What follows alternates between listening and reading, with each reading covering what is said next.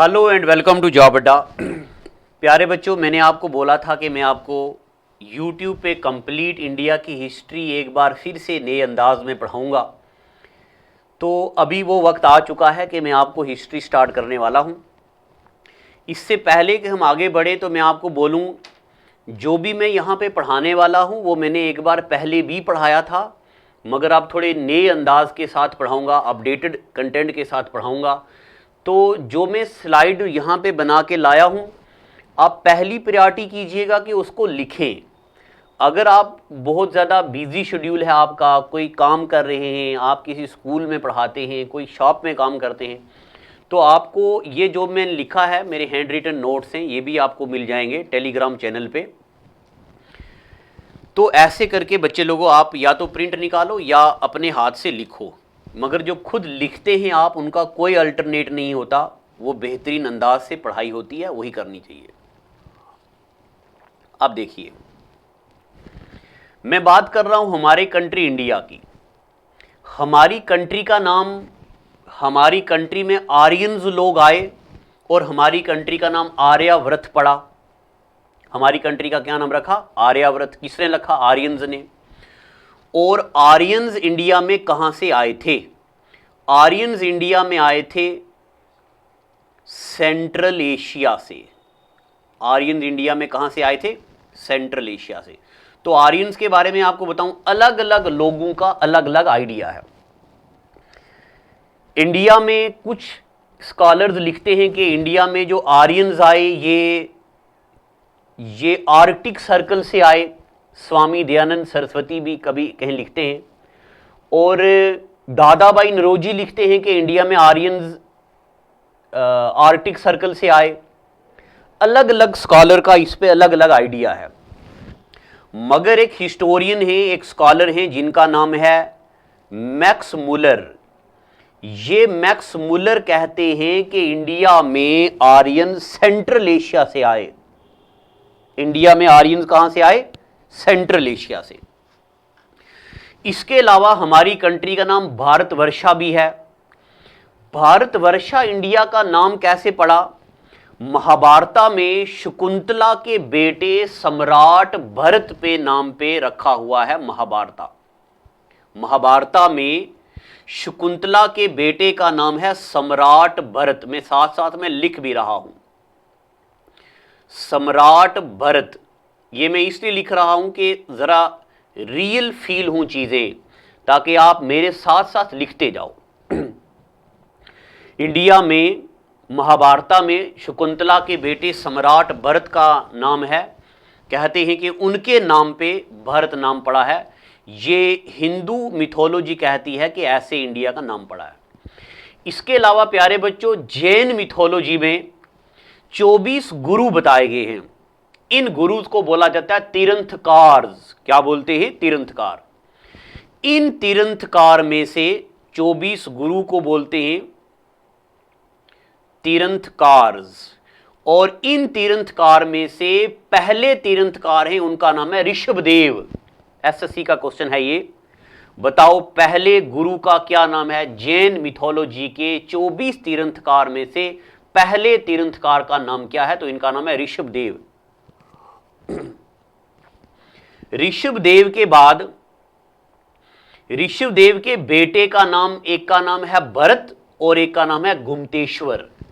Jain mythology कहती है कि हमारे भरत के नाम पे हमारी कंट्री का नाम इंडिया डला हुआ है। ठीक है नहीं? इसके अलावा हमारी कंट्री का नाम हिंदुस्तान भी है। हमारी कंट्री का नाम हिंदुस्तान कैसे पड़ा? इंडिया में 518 बीसी में पहला इन्वेजन हुआ। ये इन्वेजन पर्शियन इन्वेजन था पहला। ईरान में एक डायनेस्टी थी जिसका नाम था हकमनी डायनेस्टी। इस हकमनी डायनेस्टी के पहले रूलर थे जिनका नाम था डेरियस फर्स्ट। इस डेरियस फर्स्ट ने हमारी कंट्री का नाम डाला हिंदुस्तान। क्या नाम डाला जनाब? हिंदुस्तान। ठीक है, इतना पता चल गया। इंडिया का नाम हिंदुस्तान कैसे पड़ा? इंडिया में 518 बीसी में फर्स्ट फॉरेन इन्वेजन होता है, पर्शियन का इन्वेजन होता है। इसमें हकमनी डायनेस्टी के एक रूलर देरियज फर्स्ट ने हमारी कंट्री का नाम हिंदुस्तान डाला। इसके अलावा हमारी कंट्री का नाम इंडिया भी है। पर्शियन के बाद इंडिया में ग्रीक इन्वेजन होता है, सेकंड इन्वेजन।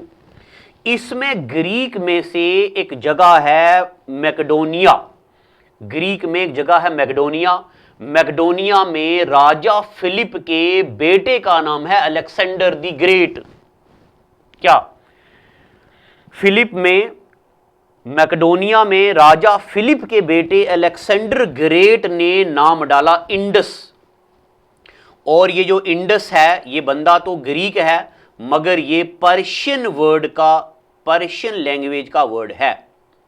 क्या बच्चे लोगों, पर्शियन लैंग्वेज का वर्ड है इंडस। और इंडस से फिर बाद में नाम पड़ गया इंडिया। इंडस से नाम आगे क्या पड़ गया, इंडिया। अच्छा, राइटिंग मेरी अच्छी नहीं है थोड़ी, आप राइटिंग का थोड़ा खुद ही देख लो, मैं तो लिख रहा हूं, आप खाली कंसेप्ट पे ध्यान दो। इसके अलावा हमारी कंट्री का नाम जम्बू द्वीप भी है। अब जम्बू द्वीप कैसे पड़ा? तो बच्चे लोगों, अशोका की जो राइटिंग है वो सबसे पुरानी राइटिंग में से एक मानी जाती है। अशोका की राइटिंग को 1837 में जेम्स प्राइसेप ने डिकोड किया। क्या? अशोका की राइटिंग को सबसे पहले जेम्स प्राइसेप ने डिकोड किया और इन्होंने कहा कि अशोका की राइटिंग में हमारी कंट्री का जो नाम है वो जम्बू द्वीप पड़ा हुआ है। हमारी कंट्री का क्या नाम है? जम्बू द्वीप। तो हमारी कंट्री का नाम जम्बू द्वीप भी है। इसके अलावा चाइनीज ट्रैवलर ने हमारी कंट्री का नाम युनतू रखा। इंडिया में ढेर सारे चाइनीज ट्रैवलर आते गए, इन्होंने हमारी कंट्री का क्या नाम रखा? युनतू। इतना पता चल गया। अब देखो, चाहे आप किसी कंपीटिटिव एग्जामिनेशन के लिए तैयारी कर रहे हो या ना कर रहे हो, मगर जितना मैंने अभी तक आपको बताया है इतना आपको पता होना चाहिए। क्या आपको पता होना चाहिए? हमारी कंट्री का नाम आर्यावर्त कैसे पड़ा, हमारी कंट्री का नाम भारतवर्षा कैसे पड़ा, हमारी कंट्री का नाम हिंदुस्तान कैसे पड़ा, हमारी कंट्री का नाम भारतवर्षा कैसे पड़ा, हमारी कंट्री का नाम जम्बू द्वीप कैसे पड़ा, और हमारी कंट्री का नाम युनतू कैसे पड़ा। ठीक है, अब चलते हैं आगे। बच्चे लोगों, जो मैं अभी आपको हिस्ट्री पढ़ा रहा हूं ये बेसिक से एडवांस लेवल पे होगी। जब भी आप हिस्ट्री पढ़ते हैं तो आप टर्म सुनते हैं बीसी, आप टर्म सुनते हैं बीसीई, आप टर्म सुनते हैं एडी, आप सुनते हैं टर्म सीई, आप सुनते हैं टर्म सी, और आप सुनते हैं टर्म बीपी। अब इन टर्म का मतलब क्या है? चलिए मैं इस पे थोड़ी सी रोशनी डालता हूं। आपके सामने यहां पे एक लाइन ली हुई है। आज डेट है 2023, ये मैंने लिख दिया जी 2023। कभी ना कभी जिंदगी में 2022 भी रहा होगा। पूरी अटेंशन अब बच्चे लोगों यहां लिखना, मैं जो बोर्ड पे समझा रहा हूं उस पर अटेंशन देना।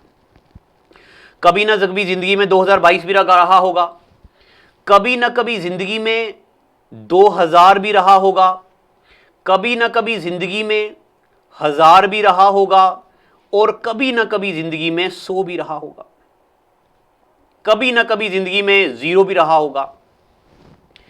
क्या इससे पहले दुनिया नहीं थी? क्या इससे पहले मोहब्बत नहीं थी? क्या इससे पहले हिस्ट्री नहीं थी? तो बच्चे लोगों, सब कुछ इससे पहले था। इस टाइम बर्थ होता है जीसस क्राइस्ट का। इसका बर्थ होता है जीसस क्राइस्ट का। तो पोप ग्रिगोरी एक कैलेंडर बनाते हैं। इस कैलेंडर का नाम है ग्रिगोरियन कैलेंडर। क्या नाम है इसका? Gregorian calendar. मैं शॉर्ट फॉर्म में लिख रहा हूं जीसी, तो आपने याद रखना इसका नाम है ग्रिगोरियन कैलेंडर। ये पोप ग्रिगोरी कहते हैं कि आज के टाइम के बाद जो भी काम होगा हम इसको बोलेंगे एनो डोमिनी। क्या बोलेंगे? एनो डोमिनी। मैं यहां पे लिख रहा हूं, हम इसको बोलेंगे एनो डोमिनी। एनो डोमिनी एक ग्रीक वर्ड है जिसका मतलब होता है eight the time of our Lord. क्या मतलब होता है? Eight the time of our Lord. और इसी को कॉमन एरा भी बोलते हैं। आज की डेट में सीई भी लिखते हैं। सीई का मतलब हो गया कॉमन एरा। ठीक है, अब सुनते जाइए मेरी बातें गौर से। औरंगजेब का बर्थ होता है 1618 एडी में। इसका मतलब क्या है? औरंगजेब का बर्थ इससे आगे आगे आगे आगे हम चलते गए कहीं ना कहीं जगह पे 1618 एडी में हुआ और औरंगजेब का बर्थ हो गया। इसका मतलब यह है जीसस क्राइस्ट के बर्थ के 1618 साल बाद इंडिया में औरंगजेब का बर्थ होता है। क्या बच्चे लोगों? जीसस क्राइस्ट के बर्थ के 1618 साल बाद इंडिया में बर्थ होता है औरंगजेब का। और जीसस क्राइस्ट के बर्थ के 1707 साल बाद औरंगजेब की डेथ होती है। तो ये जो कैलेंडर है ग्रिगोरियन कैलेंडर के मुताबिक हम चीजें पढ़ रहे हैं। मैं अपनी एग्जांपल लेता हूं। 1 जनवरी 2004 को मेरा बर्थ होता है। अब सोच रहे कि का मास्टर तो छोटा है, हम तो 16 साल के हैं अभी। तो अभी 2023 को मैं आपको हिस्ट्री पढ़ा रहा हूं जॉब्स अड्डा कोचिंग इंस्टीट्यूट के प्लेटफॉर्म पे। इसका मतलब पता क्या है? इसका मतलब है कि जीसस क्राइस्ट के बर्थ के 2023 साल बाद हम यहां पे जॉब अड्डा के प्लेटफॉर्म में हिस्ट्री पढ़ रहे हैं। समझ आया कि नहीं? स्वाद आया कि नहीं आया? एक बार बोल दो हाँ मास्टर, अब पूरा स्वाद आ गया है। अब जीसस क्राइस्ट के बर्थ के पहले जो भी कुछ हुआ इसको हम बोलते before the birth of Christ. क्या बोलते इसको हम? Before the birth of Christ. अब देखो 563 बीसी में गौतम बुद्धा की बर्थ होता है। तो इसका मतलब है अभी जीसस क्राइस्ट के बर्थ को 563 साल पेंडिंग है, तो गौतम बुद्ध का बर्थ होता है। और गौतम बुद्ध की डेथ होती है 483 बीसी में। इसका मतलब है कि अभी जीसस क्राइस्ट के बर्थ को इतने साल पेंडिंग हैं, तो बर्थ होता है गौतम बुद्ध का, डेथ होती है गौतम बुद्ध की। अब मुझे यह उम्मीद है कि आपको पता चल गया कि एडी का मतलब होता है anno domini, at the time of our lord. Jesus Christ के बर्थ के आगे जो होता है उसको बोलते हैं हम एडी, और जो पीछे होता है उसको बोलते हैं बीसी। ठीक है, अब मैं इसको एक बार इरेज करता हूं। अब मैं बाकी चीजों के बारे में जरा रोशनी डालता हूं। पता चल रहा है ना आपको कि नहीं? देखो, अब बीसी का मतलब बिफोर क्राइस्ट, बीसीई का मतलब होता है बिफोर कॉमन एरा, और एडी का मतलब होता है एनो डोमिनी, सीई का मतलब होता है कॉमन एरा, सी का मतलब होता है सिरका। सी का मतलब क्या होता है? सिरका। मैं बोलता हूं 2000 साल सिरका, यानी कि अप्रोक्सीमेटली 2000 साल पहले यह काम हुआ होगा। और बीपी का मतलब है बिफोर प्रेजेंट, 2000 साल बिफोर प्रेजेंट, यानी कि आज से 2000 साल पहले, यह मतलब है इसका। पता चल गया आपको? अब मैं आपको एक चीज और बताऊंगा। अगर आपको इतनी बातें पता चल गई हैं तो एक बार मैं आपको कुछ और बताना चाहता हूं। यहां पे समझ आ रहा है ना बच्चे लोगों? आप मुझे बताना अगर मैं ज्यादा तेज पढ़ा रहा हूं। मैं आपको अपने बारे में बताऊं, मैं ऑफलाइन का टीचर हूं, ऑनलाइन में मुझे वो फील नहीं आता, मजा नहीं आता। अब आप मुझे फीडबैक देंगे कि आपको स्वाद आ रहा है कि नहीं आ रहा। देखो, ये आज मैं बना दिया 2023। इससे पहले जाते जाते जाते जाते जाते ये वो टाइम आ गया जब जीसस क्राइस्ट का बर्थ होता है। जीसस क्राइस्ट के बर्थ से पहले 57 बीसी में विक्रम कैलेंडर आता है इंडिया में। कौन सा कैलेंडर? विक्रम कैलेंडर। तो पेपर में आता, बताओ जी विक्रम कैलेंडर कब आया? तो 57 बीसी में। ये विक्रम कैलेंडर विक्रम आदित्य ने बनाया है। विक्रम कैलेंडर किसने बनाया? विक्रम आदित्य ने। फिर इससे आगे चलते हैं। 78 एडी में इंडिया में एक नया कैलेंडर आ जाता। इस 78 वाले कैलेंडर को बोलते साका कैलेंडर। क्या बोलते? ये आ गया जनाब साका कैलेंडर, कनिष्का ने दिया साका कैलेंडर। फिर इसके कुछ साल बाद 319 में एक कैलेंडर आ गया, इसको बोलते गुप्ता कैलेंडर। क्या बच्चे लोगों? गुप्ता कैलेंडर। फिर इसके बाद 606 में आ गया हिजरी कैलेंडर। अब हिजरी क्या होता है? मक्का से मदीना में जब प्रॉफिट मोहम्मद सल्लल्लाहु अलैहि वसल्लम मक्का से मदीना हिजरत करते, उनके बाद के कैलेंडर को बोलते हैं हिजरी कैलेंडर। और नहीं, गलती होगी, 606 में हर्ष कैलेंडर। 606 में आ गया हर्ष कैलेंडर। और 322 में आ गया हिजरी कैलेंडर। ठीक है, मिस्टेक हो गई थी। 606 में आ गया हर्ष कैलेंडर। हर्षवर्धना ने दिया। और 322 एडी में हिजरी कैलेंडर। इसी तरह 1469 में नानक शाही कैलेंडर आ गया, गुरु नानक जी के बर्थ के बाद। और फिर इसके बाद 1582 में पोप ग्रिगोरी ने ग्रिगोरियन कैलेंडर बनाया। मैं जरा छोटा छोटा लिख रहा हूं, आप बच्चे इसको देख लीजिएगा। देखो, 57 BC Vikram calendar, 78 AD Saka calendar, Kanishka ने दिया। 319 AD Gupta calendar, 616 AD Harsha calendar, 322 AD Hijri calendar और 1469 एडी नानक शाही कैलेंडर और 1582 AD Gregorian calendar pope Gregorian ने दिया। पेपर में एसएससी पूछता है, arrange the following calendar in chronological order. सबसे पहले विक्रम, साका, गुप्ता, हर्ष, हिजरी और नानक शाही कैलेंडर और ग्रिगोरियन कैलेंडर। अब मैं ये उम्मीद करता हूं कि आप बच्चों को अभी तक ये पता चल चुका है कि इंडिया का नाम कैसे आया, और यह भी पता चल चुका है कि इंडिया में कैलेंडर्स के बारे में क्या क्या बातें गई। विक्रम कैलेंडर, हिजरी कैलेंडर, ना विक्रम कैलेंडर, साका कैलेंडर, गुप्ता कैलेंडर, हर्ष कैलेंडर, हिजरी कैलेंडर और नानक शाही कैलेंडर और एंड पे ग्रिगोरियन कैलेंडर। सबसे नया कौन है? Gregorian calendar. जो आप बोलते हो 1 जनवरी को नया साल हो गया, विक्रम कैलेंडर को हिंदू कैलेंडर बोलते हैं।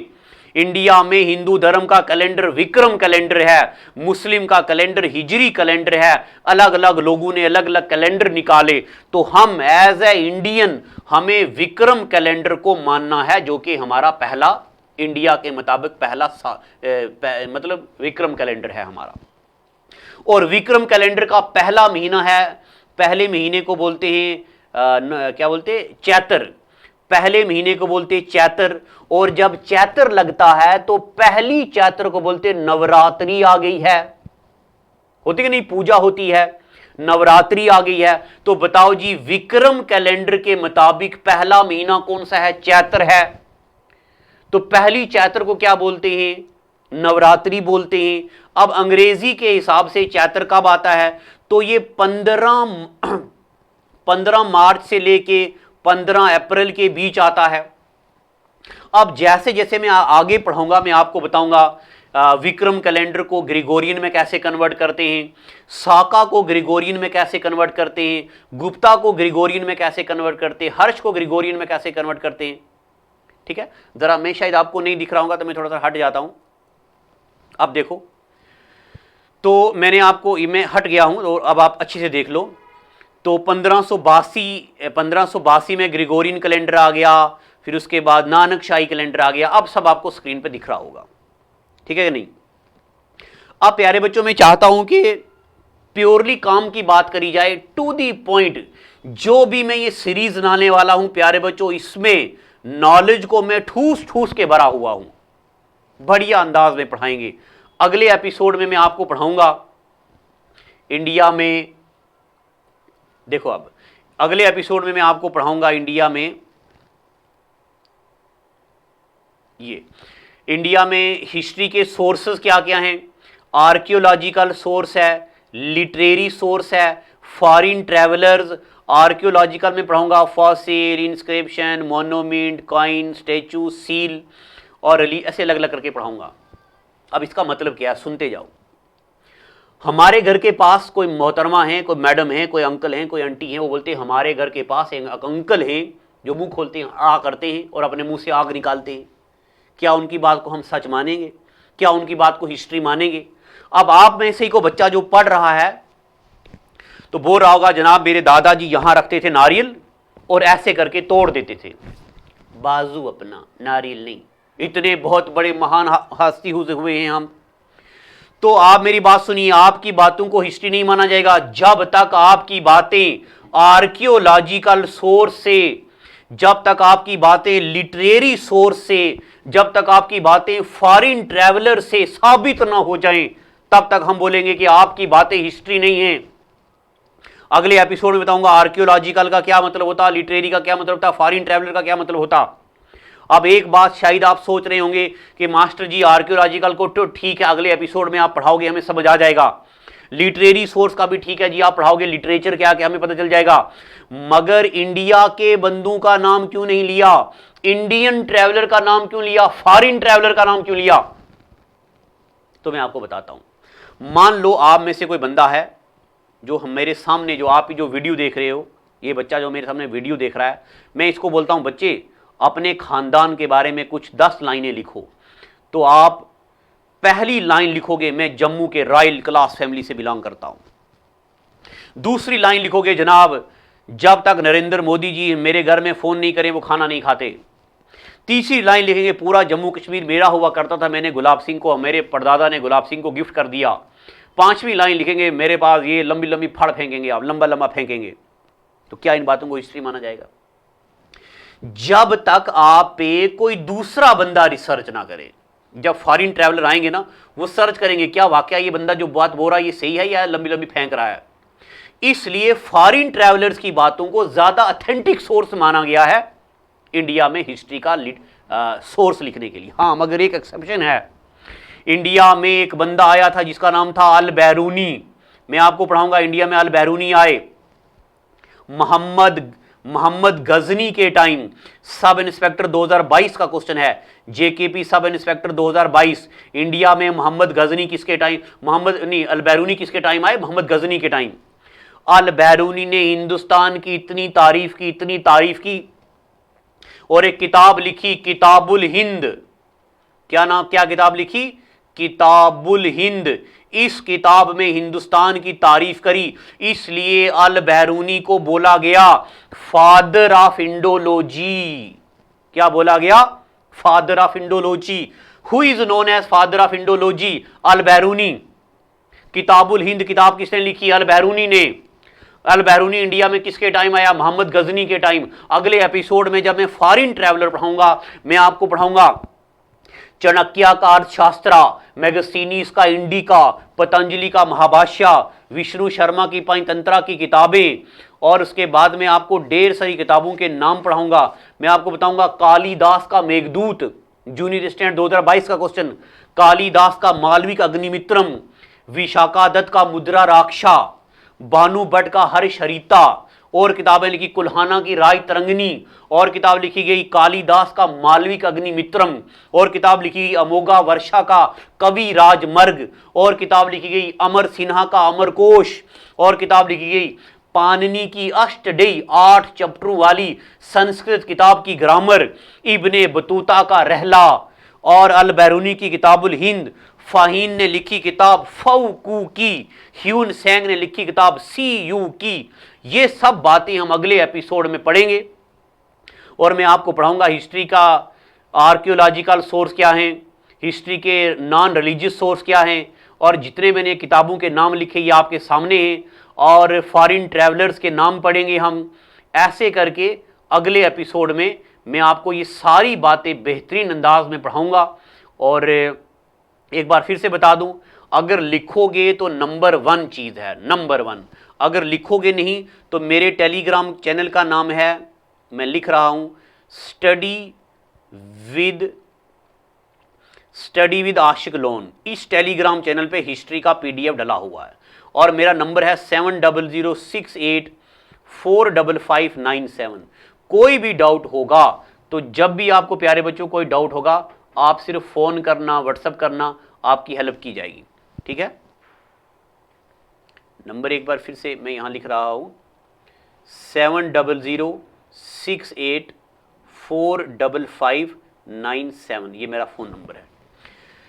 तो हमारा एड्रेस जम्मू में कॉमर्स कॉलेज के अपोजिट था पहले, अब साइंस कॉलेज के अपोजिट है। जब आप जम्मू में आएंगे ऑफलाइन क्लासेस के लिए तो हमें कॉल कीजिएगा, मैं आपको एड्रेस बताऊंगा। बहुत जगहों पे हमारा लोगो यूज़ किया जा रहा है, हमारा नाम यूज़ किया जा रहा है। तो जॉब अड्डा की ब्रांच, जॉब अड्डा मतलब आशिक लोन, याद रखना है, जॉब अड्डा मतलब आशिक लोन। तो जब भी आपको जॉब अड्डा में कोई काम हो, कोई क्लास लेनी हो, कोई नोट चाहिए होते हैं, कोई ऑनलाइन कोर्स, ऑफलाइन कोर्स, आप हमारे स्क्रीन पे दिए गए नंबर पे कॉल कीजिएगा। यही ऑथेंटिक नंबर, यही ऑथेंटिक इंस्टीट्यूट है। Thank you and God bless you my dear.